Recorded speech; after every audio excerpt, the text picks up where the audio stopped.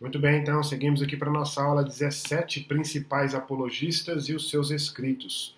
Temos aí três personalidades nesse período, separadas para nós aqui: Justino Marte, Irineu de Lyon e Orígenes de Alexandria. Vamos ver então o que a gente pode aprender aí sobre cada um deles, né? Bom, Justino Marte nasce ali em 100, morre em 165. Justino é um filósofo, né, em busca da verdade, é um filósofo antes mesmo de se converter, ele é um filósofo.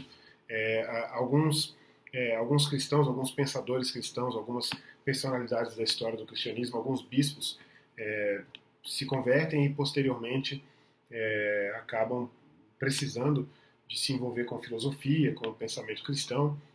Mas o Justino Marte não, ele é um filósofo que já busca a verdade, ele busca a verdade em correntes diferentes de filosofia, estoicismo, por exemplo, platonismo, e acaba se convertendo. Ele tem funda uma escola em Roma, e ele acaba se convertendo a partir de uma conversa com um presbítero. Ele se converte, ele conta sobre essa conversão em um dos seus textos chamado Diálogos com Trifão. Trifão, na verdade, é uma pessoa, um amigo dele que é judeu, e ele procura, obviamente depois de se converter, ele procura demonstrar para o Trifão a superioridade do cristianismo. Né? Então é um, um, um filósofo em busca da verdade que encontra a verdade no cristianismo e vai, portanto, no seu evangelismo vai dizer isso. Né? Ele é, por exemplo, mestre de Tassiano. Tassiano é uma personalidade que a gente não vai tratar no nosso curso aqui, mas vale a pena dar uma olhada, fazer uma busca sobre Tassiano. Apesar de Tassiano ser discípulo de Justino, havia algumas diferenças importantes entre os dois, mas de qualquer forma ele representa ali na sua obra, no seu trabalho, o Justino, né?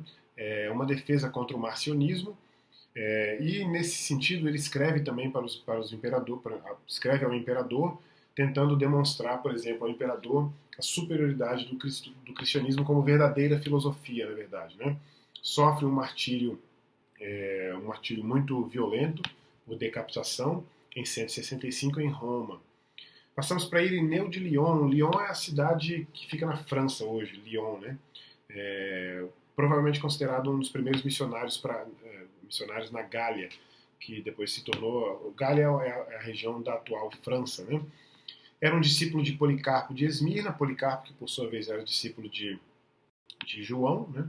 Ele apresenta na sua obra uma oposição ao gnosticismo e com uma ênfase na autoridade apostólica. Mais uma vez aqui a gente volta a personalidades, a figuras, né, insistindo na autoridade apostólica, o que é, como a gente tem observado, algo importante né, de ter sido feito nesse período por essas figuras desse período.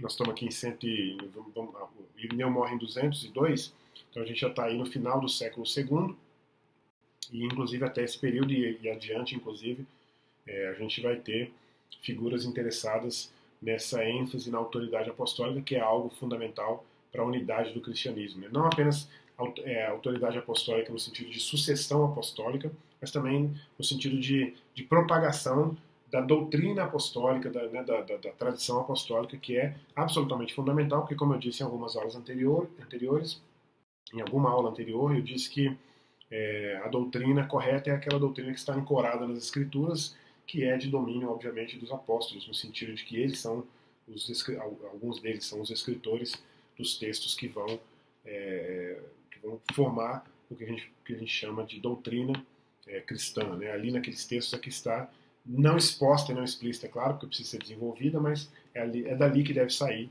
a doutrina correta. Né? Então a ênfase na autoridade apostólica é fundamental. Citação ou alusão a quase todo o Novo Testamento você encontra na obra de Irineu. Isso é um aspecto importante, porque dentro do desenvolvimento do cânon, como a gente tem visto, é algo importante.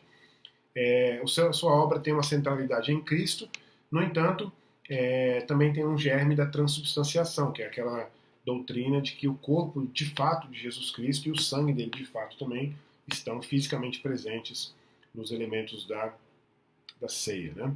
A gente tem aí então o último desse período, ou desse capítulo, dessa aula, que é o Orígenes de Alexandria, que é um escritor que tem tantas obras que são milhares de obras, mais de 1000, claro, a maioria delas perdida, né? Mas é um escritor que escreve constantemente, tem uma obra é um escritor prolixo, e ele escreve uma obra chamada Exapla, ou Exapla, acho que a pronúncia é melhor, que é uma espécie de teologia sistemática. Exapla era um texto, um material colocado em colunas com as traduções da Bíblia em grego, em latim, as várias traduções em grego, e o Orígenes levou cerca de 28 anos para construir essa obra, que foi utilizada, claro, pelos estudiosos cristãos a partir dali como um instrumento fundamental para o estudo da teologia. Né?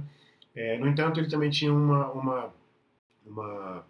método alegórico de exegese, ou seja, um método que tende, não necessariamente em todos os casos, mas tende a negar os fatos do Antigo Testamento para utilizá-los apenas como uma alegoria, né, a eventos, por exemplo, do Novo Testamento. Não uma espécie de tipologia, como a gente já viu em outra ocasião, mas uma uma alegoria mesmo, né? E obviamente que Orígenes tinha um ascetismo radical, tão radical que ele chegava a dormir, por exemplo, no chão duro, andava descalço, e radical mais ainda porque ele chegou ao extremo da autocastração, né? O apelo sexual para ele era algo arriscado e obviamente ele devia ter uma falha, né? uma fraqueza nesse sentido, então ele acaba exagerando para a autocastração a fim de ficar completamente livre, vamos dizer assim, de qualquer risco de pecado nesse sentido, né?